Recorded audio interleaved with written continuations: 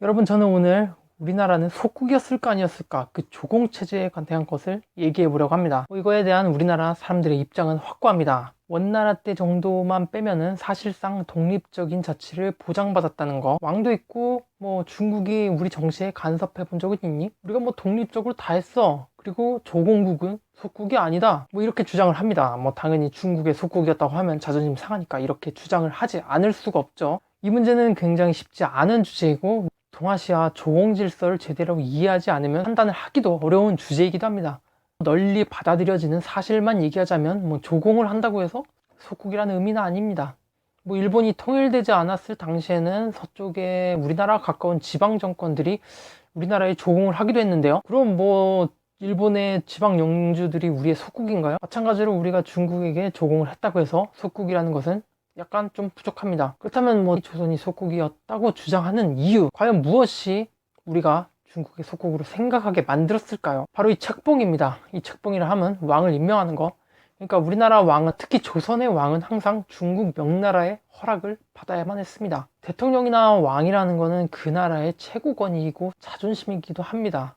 근데 그걸 중국의 허락을 일일이 받아야만 했다는 거, 그게 정말 독립국일까요? 그러니까 요즘 시대로 따지면 우리나라 대통령을 뽑는데 베이징에 가서 외교관이 문서를 보내고 시진핑 주석이 그걸 서명을 해가지고 우리나라 대통령이 정식으로 선출된다고 생각해보세요. 아무리 우리 손으로 투표했다고 해도 과연 이런 상황을 우리가 독립국으로 생각할 수 있을까요? 자, 그냥 외교 전략의 일환이었고 우리는 그냥 강대국에게 대항할 수가 없으니까 머리를 숙인 척 한 것이다, 사대주의가 아니고 사대유린이었다, 이렇게 우리는 중국의 속국이 아니었다라고 생각하기에는 우리나라에 너무 부끄러운 과거가 많습니다. 새로운 왕이 등장할 때 중국의 허락을 받아야 했던 것 중에 가장 잔인했던 현실은 조선을 건국한 이성계가 고려 권지국사로 불렸던 현실입니다. 그는 스스로를 왕이라고 할 수 없었고 권지국사, 즉 나라를 관리하는 사람으로만 불려야만 했습니다. 이유는 명나라가 승인을 안 해줬기 때문입니다. 중국에서 승인을 안 해주면 나라를 세워도 제대로 인정받지도 못하는 현실. 명나라에서 드디어 조선 국왕이라고 인정을 해주자 그때부터 이성계는 조선의 국왕이 됩니다. 국사책에서는 나오지 않아야만 하는 얘기죠. 우리가 사극에서도 많이 봐왔듯이 조선왕은 항상 빨간 옷을 입었습니다. 그리고 황제를 의미하는 색은 노란색입니다.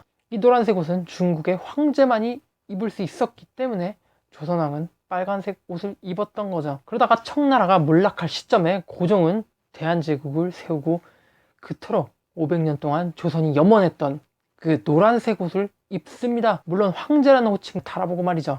색깔은 취향 차이다 이렇게 말씀하실 분 있는데 천황, 대통령, 대제, 대왕 많은 호칭이 있었을 텐데 왜 굳이 황제였을까요? 아마 명나라가 망했으니 우리가 명나라를 이어가겠다는 그 조선시대의 그 사상과 전혀 다르지 않았을 거라고 봅니다.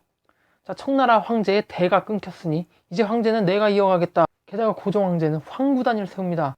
황구단이라는 게 중국의 황제만이 하늘에 유교 예법으로 제사를 지내는 건데요. 이제 청나라가 못하는 것 같으니까 내가 황제를 대신해서 제사를 드리겠다, 황제의 대리인이 되겠다, 아니 황제 자체가 되겠다. 심지어 황구단을 세운 장소는 청나라의 사신을 맞이하던 남별궁입니다. 그렇게까지 황제가 돼보고 싶었는지 정말 안타깝습니다. 그렇게 돼보고 싶은 황제 해보긴 해봤으니까 소원은 성취하셨네요. 일본이 청나라와 조약을 맺을 때 조선의 독립을 요구한 것도 청나라에서 독립을 선언한 이후에 청나라 사신을 모시는 문을 부수고 독립문을 세운 것도 조선 스스로가 중국의 속국이라는 가치관이 있었기 때문으로 보여집니다. 제가 조선을 싫어하고 그러는 건 아니에요. 저는 조선을 정말 대단하다고 생각합니다. 그 이유가 청나라는 정말 역대 가장 넓은 영토를 부여하고 있었습니다. 그 이면에는 수많은 민족들의 통합이 있었죠. 그러나 우리 조선민족만은 통합되지 않았다는 거, 이게 다 우리가 속국임을 자처하면서 생존해왔던 그 외교 전략의 일환. 만약 우리도 함께 병합되었다면 제가 이미 중국어를 쓰고 있었을지도 모르지만 어쨌든 한국인으로서, 한국어를 쓰는 입장으로서 한국인의 정체성이 남을 수 있었던 것은 조선이 잘 자랑스럽게 버텨온 것이 가장 큰 이유라고 생각합니다. 그리고 저는 한국인이라는 정체성을 자랑스럽게 생각합니다. 그럼에도 저는 이 속국이라고 하는 부분을 자존심 문제를 떠나서 어느 정도 인정할 수밖에 없는 사실이라고 생각합니다. 그리고 과연 이 속국이라는 게 과연 정말 나쁜가를 조명해 보려고 합니다.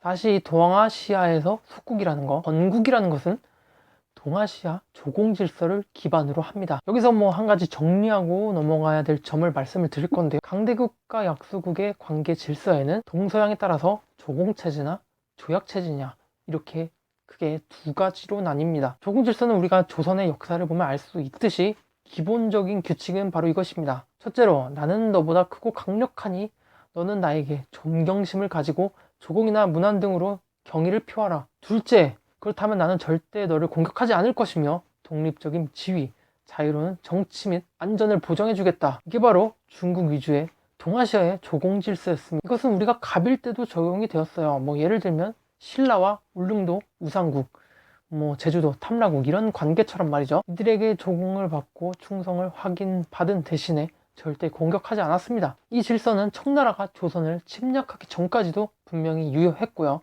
이 국제 질서를 어긴 조선은 형제국가에서 군신국가로 전락하는 혹독한 대가를 치러야만 했었죠. 그에 반해서 서양의 조약체계도 한번 알아보도록 하죠. 서양의 조약체계는 우리와 일본이 맺었던 이 을사조약, 그리고 중국과 영국이 맺어서 홍콩을 빼앗은 난징조약 같은 것입니다. 조약체제는 이렇습니다. 나는 너보다 강하지만 너와 나는 원칙적으로 평등해야 한다. 그러니까 너와 나는 조약을 맺어서 약속을 한다. 이 약속은 어떤 경우에라도 지킨다. 그러니까 대놓고 빼앗는 건 자꾸 뒤에서 말이 나오니까 너 나랑 약속했잖아. 왜 자꾸 뒷말이 많니? 너 나한테 홍콩 주기로 했잖아. 야 조선, 네가 나한테 너네 나라 지켜주라고 했잖아. 그러니까 애초부터 반발이라는 변수를 차단하는 전략입니다. 그러니까 이 두 가지를 조금 이미지화 시켜서 말씀을 드리면, 너 이제부터 나한테 존댓말 쓰고 나보면 인사해. 그리고 형님이라고 불러. 이거 뭐 한 20년까지만 해도 한국에서 많이 말하던 건데, 아무튼 이 형님이라고 부르면 내가 널 더 이상 건들지 않겠다. 그리고 조약 체계는 이 영화에서 뭐 악덕 사채업자들이 하는 거 있지 않습니까? 돈을 빌렸으면 빨리 갚으셔야 계약서 쓰자고. 한 달 안에 5천만 원을 상환한다. 상환하지 않을 시 1일에 이자 2천만 원씩을 부담한다. 서명할 거야 안 할 거야? 아직 정신 못 차린 것 같은데 몇 대 더 맞고 시작할까?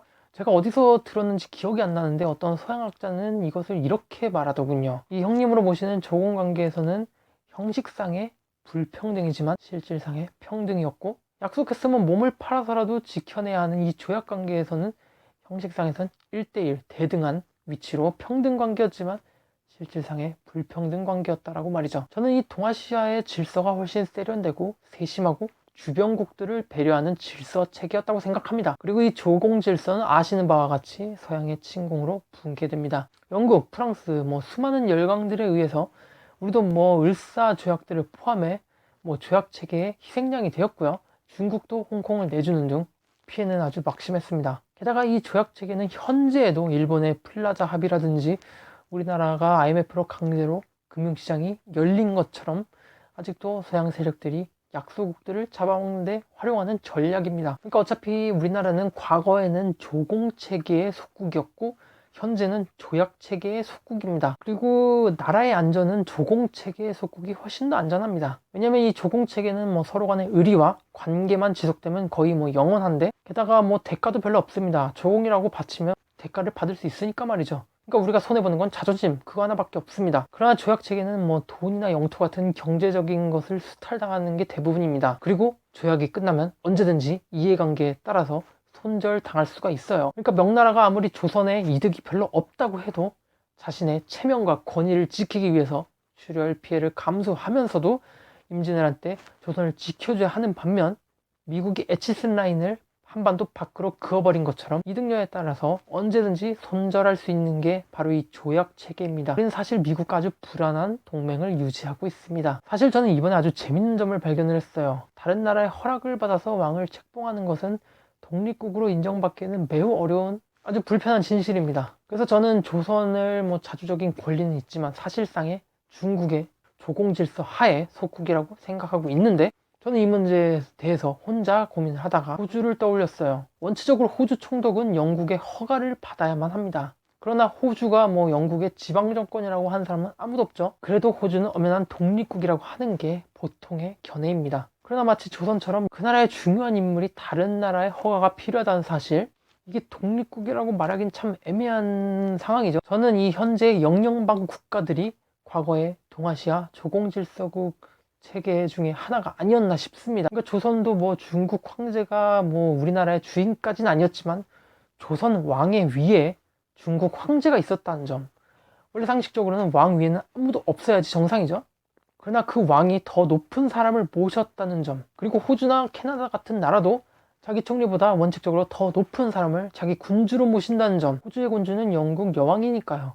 심지어 자기의 군주라는 사람은 자기 나라의 사람이 아니라는 거. 이 식민지로부터 해방된 이 영연방 국가들이 과거에 동아시아에 서로의 존경심만 있으면은 자치와 자유를 허락했던 이 중국 중심의 동아시아 조공질서와 점점 닮아가고 있는 게 아닌가. 우리는 이 과거의 유산으로 끝나버린 이 조공질서를, 특히 조공질서를 박살낸 거나 다름없는 영국이 조공질서를 따라하고 있는 이 아이러니함을 보면, 저는 이 중국을 중심으로 한 이 동아시아가 얼마나 문화적으로, 역사적으로 서양에 비해서 앞서가고 있었는지 이 나름의 동아시아 뽕에 차오르게 합니다. 서양이 아시아가 미개하다고 악의적인 프레임을 많이 씌웠겠지만, 이번 코로나 대처만 봐도 얼마나 아시아 쪽이 훌륭한지. 산업혁명 이후에 식민지 제국주의 기반으로 아시아가 열등하고 서양이 우월하다는 프레임 아무리 씌운다고 해도 이것은 숨길 수가 없습니다.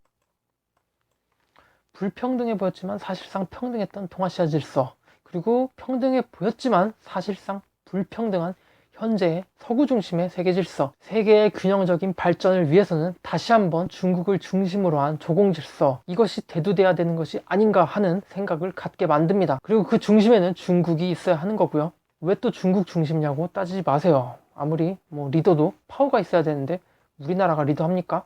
일본이 할까? 동아시아는 사실상 중국 말고는 리더할 국가가 없어요. 세계의 균형적인 발전을 위해서는 다시 한번 중국을 중심으로 한 동아시아가 리더가 돼야 된다는 생각을 갖게 합니다. 한국이 아직은 중국의 리더로 부족하다라고 말하는 사람이 많은데, 한국의 30년 전과 지금의 한국을 비교해보면 인권, 시민의식 완전히 달라진 것처럼 중국 또한 30년만 지나도 우리가 상상할 수 없을 만큼 발전할 겁니다. 우리가 현재의 중국을 상상할 수 없었던 것처럼 말이죠. 그리고 중국의 그 변화 속에서는 우리가 중국을 아시아의 리더로, 그리고 선진국의 하나로서 인정할 수밖에 없는 큰 변화도 분명히 있을 겁니다. 그리고 그 과정에서 아마 삼성도 따라잡히고 토요타도 따라잡히겠죠. 한번 목표를 결정한 중국을 막는 것은 중국보다 더 큰 나라만이 가능합니다. 그러나 전 세계에서 중국보다 국력으로나 잠재력으로나 인구로나 더 큰 나라는 없어요. 그냥 대세를 인정하고 미국에서 중국 대세로 갈아탑시다. 중국이 미국을 역전할 거라는 결과는 변하지 않습니다. 항모가지를 비틀어도 새벽은 오고, 우리가 열차에 타지 않아도 열차는 출발하는 것처럼 말이죠.